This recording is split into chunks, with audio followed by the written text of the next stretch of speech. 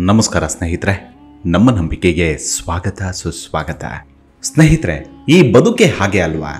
ನಾನು ನನ್ನದು, ನಾನು ಸಂಪಾದಿಸಿದ್ದು, ನಂದು ಹಣ, ಆಸ್ತಿ, ಅಂತಸ್ತು, ಹೀಗೆ ನಮ್ಮ ಬದುಕಿನುದ್ದಕ್ಕೂ ಈ ಅಟ್ಯಾಚ್ಮೆಂಟ್ ಅನ್ನೋದು ನಮ್ಮ ಗರಿವಿಲ್ಲದಂತೆ ಬಂದುಬಿಡುತ್ತೆ. ಇಲ್ಲಿ ನಿಜಕ್ಕೂ ಯಾವುದು ನನ್ನದು ಅನ್ನೋದು ತಿಳಿದೆ, ಸತ್ಯ ಏನು ಅನ್ನೋ ಮನದಟ್ಟು ಮಾಡಿಕೊಳ್ಳದೆ ನಮ್ಮ ಆಯಸ್ಸು ಪೂರ್ತಿ ಭ್ರಮೆಯಲ್ಲೇ ಕಳೆದು ಬಿಡ್ತೀವಿ. ಇವತ್ತಿನ ಎಪಿಸೋಡ್ನಲ್ಲಿ ಒಂದು ಕಥೆಯ ಮೂಲಕ ಬದುಕಿನ ಸತ್ಯ ಯಾವುದು, ನನ್ನದು ಯಾವುದು ಎಂಬುದನ್ನು ತಿಳಿಸ್ತಾ ಹೋಗ್ತೀನಿ. ಅದು ಎಷ್ಟರ ಮಟ್ಟಿಗೆ ಸರಿ ಅನ್ನೋದನ್ನು ನಿರ್ಧರಿಸುವ ಸರದಿ ನಿಮ್ಮದು. ಬನ್ನಿ, ಹಾಗಿದ್ರೆ ಇವತ್ತಿನ ಎಪಿಸೋಡ್ನಲ್ಲಿ ನಾನು ನನ್ನದು ಯಾವುದು ಅನ್ನೋದನ್ನು ತಿಳಿದುಕೊಳ್ತಾ ಹೋಗೋಣ. ಅದಕ್ಕೂ ಮುನ್ನ ನಮ್ಮ ನಂಬಿಕೆಗೆ ನಿಮ್ಮ ಬೆಂಬಲವಿರಲಿ. ಸ್ನೇಹಿತರೆ, ಸ್ವಾಮಿ ಚಿನ್ಮಯಾನಂದರು ಹೇಳಿದ ಒಂದು ಕತೆ ಹೀಗಿದೆ. ಜಗದೀಶನೆಂಬ ಒಬ್ಬ ಸಾಧು ಕಾಶಿ ಕ್ಷೇತ್ರದ ಗಂಗಾ ನದಿ ದಡದಲ್ಲಿ ಒಂದು ಸಣ್ಣ ಗುಡಿಸಲನ್ನು ನಿರ್ಮಿಸಿಕೊಂಡು ವಾಸ ಮಾಡ್ತಿದ್ದ. ಈತ ಸಾಧು ಜೀವನವನ್ನು ರೂಢಿಸಿಕೊಂಡಿದ್ದು ಯಾವುದೇ ವೈರಾಗ್ಯದಿಂದಾಗಲಿ ವಿರಕ್ತಿ ಭಾವದಿಂದಾಗಲಿ ಪರಮಾತ್ಮನನ್ನು ಸಾಕ್ಷಾತ್ಕರಿಸಿಕೊಳ್ಳಬೇಕೆಂಬ ಸದ್ಭಾವನೆಯಿಂದಾಗಲಿ ಅಥವಾ ಮೋಕ್ಷ ಪ್ರಾಪ್ತಿಗಾಗಲಿ ಅಲ್ಲ. ಅತಿ ಸೋಮಾರಿಯೂ ಆಲಸಿಯೂ ಆಗಿರೋದ್ರಿಂದ, ಶ್ರಮ ವಹಿಸಿ ದುಡಿದು ಬದುಕುವ ಮನೋಭಾವನೆ ಇಲ್ಲದೆ ಇರೋದ್ರಿಂದ ಜೀವನ ನಿರ್ವಹಣೆಗಾಗಿ ಈ ಬಾಳನ್ನು ಅನುಸರಿಸ್ತಿದ್ದ.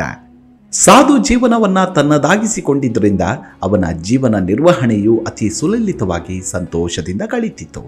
ಉತ್ತಮ ದೇಹದಾರ್ಢ್ಯವಿದ್ದುದರಿಂದ ಅವನ ಆಕಾರವು ಮತ್ತು ದೇಹದ ಬಣ್ಣವು ಕಾವಿ ಧರಿಸಿದಾಗ ಒಳ್ಳೆಯ ತೇಜಸ್ವಿಯಾಗಿ ಕಾಣ್ತಿದ್ದ. ಸಾಧು ಜಗದೀಶನ ಆಕಾರವು ಆತನ ಅಂತರ್ಯವನ್ನು ಅರಿಯದೆ ಅವನ ಆಕೃತಿಗೆ ಮಾರು ಹೋಗಿ ಅವನಿಗೆ ದಾನಗಳನ್ನು ಮಾಡ್ತಿದ್ರು. ಹೀಗೆ ಯಾತ್ರಿಕರು ಇವನಿಗೆ ಕೊಡುವ ದಾನದಿಂದ ಸಾಧು ಜಗದೀಶನ ಜೀವನ ಅತಿ ಸಂತೋಷ ಮತ್ತು ಸಂಭ್ರಮದಿಂದ ಸಾಗುತ್ತಿತ್ತು. ತಮ್ಮ ತಮ್ಮ ಊರುಗಳಲ್ಲಿ ಜನರಿಗೆ, ಸಮಾಜಕ್ಕೆ ಮೋಸ ಮಾಡಿ ಅಪಾರವಾಗಿ ಹಣ ಸಂಪಾದನೆ ಮಾಡಿದವರು ಪಾಪ ಭೀತಿಗೆ ಗುರಿಯಾಗಿ ತಾವು ಸಂಚಯಿಸಿದ ಪಾಪವನ್ನು ತೊಳೆದುಕೊಳ್ಳಲು ಕಾಶಿಯಾತ್ರೆ ಕೈಗೊಂಡವರು ಈ ಜಗದೀಶನೆಂಬ ಸನ್ಯಾಸಿಗೆ ದಾನ ಧರ್ಮಾದಿಗಳನ್ನು ಕೊಟ್ಟು ತಮ್ಮ ಪಾಪ ಕಳೆಯಿತೆಂದು ಭಾವಿಸಿಕೊಂಡು ತೆರಳುತ್ತಿದ್ರು. ಇಂತಹ ಯಾತ್ರಿಕರಿಂದ ಜಗದೀಶನಂತಹ ಸಾಧು ವೇಷಧಾರಿಗಳಿಗೆ ತುಂಬ ಅನುಕೂಲವಾಗ್ತಿತ್ತು. ಗಂಗಾ ನದಿಯ ಪವಿತ್ರ ಜಲ ಅವನ ಸ್ನಾನಕ್ಕೂ ಅವನ ಬಾಯಾರಿಕೆಗೂ ಆಗುತ್ತಿತ್ತು. ಯಾತ್ರಿಕರು ಕೊಡುವ ಆಹಾರ, ಹಣ್ಣು ಅವನ ಹಸಿವಿಗೆ ಒದಗ್ತಿತ್ತು. ಅವರು ಕೊಡುವ ಹಣ ಅವನ ಖರ್ಚಿಗಾಗ್ತಿತ್ತು. ಹೀಗೆ ಸಾಧು ಜಗದೀಶನ ಜೀವನ ನೋಡಿದವರು ಅಸೂಯೆ ಪಡುವಂತೆ ಸುಖವಾಗಿ ಸಾಗ್ತಿತ್ತು. ಹಾಗಾಗಿ ಸಾಧು ಜೀವನವನ್ನು ಆರಿಸಿಕೊಂಡ ತನ್ನ ಬಗ್ಗೆ ತಾನೇ ಸಂತೋಷ ಪಡ್ತಿದ್ದ. ಅತಿ ಸಂತೋಷದಿಂದ ಜೀವನ ಸಾಗಿಸ್ತಿದ್ದ ಸಾಧು ಜಗದೀಶನು ಒಂದು ದಿನ ಗಂಗಾ ನದಿಯ ತೀರದಲ್ಲಿ ಕುಳಿತುಕೊಂಡು ಹರಿಯುತ್ತಿರುವ ನೀರಿನ ಅಲೆಗಳನ್ನು ನೋಡುತ್ತಾ ನೀರಿನ ಅಲೆಗಳ ಮೇಲೆ ಬೀಳುವ ಸೂರ್ಯ ಕಿರಣಗಳಿಂದ ಉದ್ಭವಿಸುವ ತರಂಗಗಳ ಲೀಲೆಗಳನ್ನು ಆನಂದಿಸುತ್ತಾ ಕುಳಿತಿದ್ದ. ಹಾಗೆ ನೋಡುತ್ತಾ ಕುಳಿತ ಸಾಧುವಿಗೆ ನದಿಯ ಮಧ್ಯದಲ್ಲಿ ಯಾವುದೋ ಒಂದು ಹೊಳೆಯುತ್ತಿರುವ ವಸ್ತುವು ತೇಲುತ್ತಿರುವುದು ಗೋಚರಿಸಿತು. ಅದೇನೆಂದು ವೀಕ್ಷಿಸುತ್ತಾ ಕುಳಿತ ಜಗದೀಶ ಅದನ್ನು ಪಡೆಯಬೇಕೆಂದು ನದಿಗೆ ಹಾರಿ ತೇಲುತ್ತಾ ಹೋಗುತ್ತಿರುವ ಆ ಹೊಳೆಯುವ ವಸ್ತುವಿನೆಡೆಗೆ ಈಜುತ್ತಾ ಹೋದ.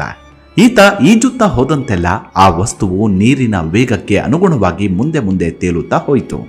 ಏನೇ ಆದರೂ ಆ ಹೊಳೆಯುವ ವಸ್ತುವನ್ನು ಪಡೆಯಬೇಕೆಂಬ ಆಸೆಯಿಂದ ಶ್ರಮವಹಿಸಿ ಈಜಿ ಕೊನೆಗೂ ಆ ಚಲಿಸುವ ವಸ್ತುವನ್ನು ಹಿಡಿದುಕೊಂಡ.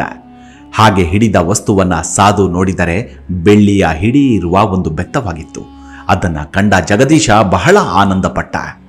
ತನ್ನ ಅದೃಷ್ಟಕ್ಕೆ ತಾನೇ ಹೆಮ್ಮೆ ಪಟ್ಟುಕೊಂಡ. ಆತ ಹೀಗೆ ಸಂತೋಷದಲ್ಲಿ ಇರುವಾಗ ನದಿಯ ಪ್ರವಾಹವು ಅವನನ್ನು ಇನ್ನಷ್ಟು ದೂರ ಎಳೆದುಕೊಂಡು ಹೋಗಿತ್ತು. ನೀರಿನ ರಭಸ ಒಳಕ್ಕೆ ತಳ್ಳುತ್ತಿರುವುದು ಅವನಿಗೆ ಗೋಚರಿಸಿತು. ಆ ಸಾಧು ತನಗೆ ಸಿಕ್ಕ ಬೆಳ್ಳಿಯ ಬೆತ್ತವನ್ನ ಒಂದು ಕೈಯಲ್ಲಿ ಭದ್ರವಾಗಿ ಹಿಡಿದುಕೊಂಡು ಇನ್ನೊಂದು ಕೈಯಿಂದ ಈಜುತ್ತಾ ದಡವನ್ನ ಸೇರಲು ಪ್ರಯತ್ನಿಸಿದ.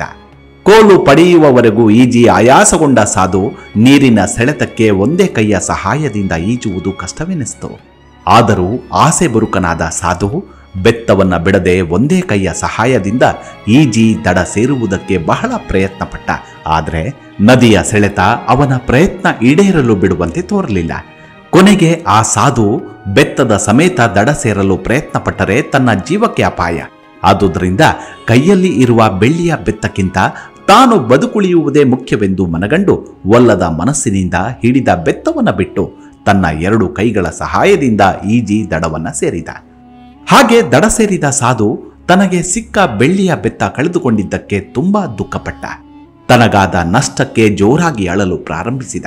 ಜಗದೀಶ ಸಾಧು ಮಾಡುತ್ತಿರುವ ಸಮಸ್ತ ನಾಟಕವನ್ನ ವೀಕ್ಷಿಸುತ್ತಿದ್ದ ಮತ್ತೊಬ್ಬ ಸಾಧು ಜಗದೀಶನನ್ನ ಕರೆದು ಅವನಿಗೆ ಬುದ್ಧಿವಾದವನ್ನ ಹೇಳಿದ. ನೋಡು, ಕೆಲವು ನಿಮಿಷಗಳ ಹಿಂದೆ ಗಂಗಾ ನದಿಯ ತೀರದಲ್ಲಿ ಕುಳಿತಿದ್ದ ನಿನ್ನ ಬಳಿ ಆ ಹೊಳೆಯುವ ಕೋಲು ಇರಲಿಲ್ಲ. ಈ ಮಧ್ಯೆ ನೀನು ಅದನ್ನ ತಡೆದೆ, ಅದರ ಚಲನೆಗೆ ಅಡ್ಡಿಯುಂಟು ಮಾಡಿದೆ. ಅದನ್ನ ನಿನ್ನದಾಗಿಸಿಕೊಳ್ಳಬೇಕೆಂಬ ಆಸೆಯಿಂದ ನೀರಿಗೆ ಹಾರಿ ಅದನ್ನ ಹಿಡಿದುಕೊಂಡು ನಿನ್ನದೆಂದೇ ಭ್ರಮಿಸಿದೆ. ಆದರೆ ಪ್ರವಾಹದಲ್ಲಿ ಕೊಚ್ಚಿ ಹೋಗುವಾಗ ನಿನಗೆ ಬೆಳ್ಳಿಯ ಬೆತ್ತಕ್ಕಿಂತ ನಿನ್ನ ಜೀವವೇ ಹೆಚ್ಚೆನಿಸಿತು. ಈಗ ನೀನು ನಿನ್ನ ಜೀವ ಉಳಿಸಿಕೊಂಡು ದಡಕ್ಕೆ ಬಂದ ಮೇಲೆ ಕೋಲನ್ನ ಕಳೆದುಕೊಂಡೆ ಎಂದು ಅಳುತ್ತಿರುವೆಯಲ್ಲ. ನಿನ್ನ ಮೂರ್ಖತನಕ್ಕೆ ಏನೆಂದು ಹೇಳಲಿ? ನದಿಯಲ್ಲಿ ಹರಿದು ಹೋಗುತ್ತಿದ್ದ ಕೋಲು ನಿನ್ನದು ಹೇಗಾಗುತ್ತದೆ ಮಗನೇ? ಈ ನಿನ್ನ ದುಃಖಕ್ಕೆ ನೀನೇ ಕಾರಣನೇ ಹೊರತು ನದಿಯಲ್ಲಿ ಹರಿದು ಹೋಗುತ್ತಿರುವ ಬೆತ್ತವಲ್ಲ. ನಮ್ಮದಲ್ಲದ ವಸ್ತುವಿನಲ್ಲಿ ಆಸೆ ಪಟ್ಟರೆ ದುಃಖಕ್ಕೆ ಕಾರಣವಾಗುತ್ತದೆ ಎಂದು ತಿಳಿ ಹೇಳ್ತಾನೆ. ಹೀಗೆ ಈ ಮಾತು ಕೇವಲ ಸಾಧು ಜಗದೀಶನಿಗೆ ಮಾತ್ರ ಅನ್ವಯಿಸೋದಿಲ್ಲ, ನಮ್ಮೆಲ್ಲರಿಗೂ ಅನ್ವಯಿಸುವ ಮಾತು. ನಾವು ಖರೀದಿಸಿದ ನಮ್ಮದೆನ್ನುವ ಜಮೀನು, ನಿವೇಶನ, ನಾವು ಕಟ್ಟಿದೆವೆಂಬ ಮನೆ, ಇವೇ ಮೊದಲಾದ ನಮ್ಮದೆಂಬುದೆಲ್ಲ ಕ್ಷಣಿಕವಾಗಿ ನಮ್ಮದು. ಇಂದು ನನ್ನದು ಎನ್ನುವುದೆಲ್ಲ ಹಿಂದೆ ಇದ್ದವು, ಇಂದು ಇದೆ, ಮುಂದೆಯೂ ಇರುತ್ತೆ. ಆದರೆ ನನ್ನದು ಎನ್ನುವ ನಾವು ಮಾತ್ರ ಇರುವುದಿಲ್ಲ.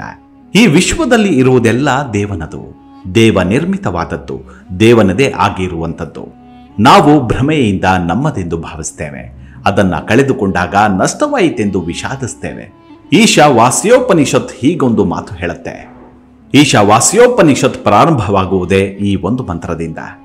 ಈಶವಾಸ್ಯಮಿದಂ ಸರ್ವಂ ಯತ್ಕಿಂಚಿತ ಜಗತ್ಯಾಂ ಜಗತ್ ತೇನ ತ್ಯಕ್ತೇನ ಭುಂಜಿತಾಂ ಮಾ ಗ್ರಧಃ ಕಸ್ಯಸ್ವೇ ಧನಂ ಎಂದು ವಿವರಿಸುತ್ತೆ. ಅಂದರೆ ಜಗತ್ತಿನಲ್ಲಿರುವ ಪ್ರತಿಯೊಂದು ಚರಾಚರ ವಸ್ತುವು ಭಗವಂತನ ನಿಯಂತ್ರಣದಲ್ಲಿದೆ. ಅವನೇ ಅವುಗಳ ಒಡೆಯ. ಆದ್ದರಿಂದ ಪ್ರತಿಯೊಬ್ಬನೂ ತನಗೆ ಅವಶ್ಯಕವಾದ ವಸ್ತುಗಳನ್ನು ಮಾತ್ರ, ಅವನ ಭಾಗವೆಂದು ಮೀಸಲಿಟ್ಟಿದ್ದನ್ನು ಮಾತ್ರ ಸ್ವೀಕರಿಸಬೇಕು. ಮತ್ತಿತರರಿಗೆ ಸೇರಿದ ವಸ್ತುಗಳೆಂದು ಚೆನ್ನಾಗಿ ತಿಳಿದುಕೊಂಡು ಇತರರ ವಸ್ತುಗಳನ್ನು ಸ್ವೀಕರಿಸಬಾರದು ಎಂದು. ಆದರೆ ಆಸೆ ಬುರುಕರು, ಸ್ವಾರ್ಥಿಗಳೂ ಆದ ಮಾನವರು ತನ್ನದಲ್ಲದುದನ್ನು ತನ್ನದೆಂದು ಭಾವಿಸಿ ಭ್ರಮಿಸಿ ಇಲ್ಲದ ಕೋಟೆಲೆಗಳಿಗೆ ಒಳಗಾಗ್ತಾರೆ. ಈ ಇಡೀ ವಿಶ್ವ, ಈ ದೇಶ, ಈ ನಾಡು ಇವೆಲ್ಲವೂ ಸಾವಿರಾರು ವರ್ಷಗಳಿಂದ ಇದ್ದೇ ಇದೆ. ಇದನ್ನ ಹಲವರು ತನ್ನದೆಂದು ಆಳಿದರು, ತನ್ನದಾಗಿಸಿಕೊಳ್ಳಲು ಹೋರಾಡಿದರು, ಯುದ್ಧ ಮಾಡಿದರು, ಹಲವರನ್ನ ಬಲಿ ಕೊಟ್ಟರು, ತನಗೆ ತಾವೇ ಬಲಿಯಾದರು. ಇಂದು ಇತಿಹಾಸ ಮಾತ್ರ. ಇದು ತಿಳಿದಿದ್ದರೂ ಆಸ್ತಿಗಾಗಿ, ಸಂಪತ್ತಿಗಾಗಿ ನಾವು ಹೋರಾಡ್ತೇವೆ. ಅಣ್ಣ ತಮ್ಮಂದಿರು ಕಾದಾಡ್ತಾರೆ, ಕೊನೆಗೆ ಅವರೇ ಇಲ್ಲವಾಗ್ತಾರೆ, ಕಾಲ ಗರ್ಭದಲ್ಲಿ ಲೀನವಾಗ್ತಾರೆ.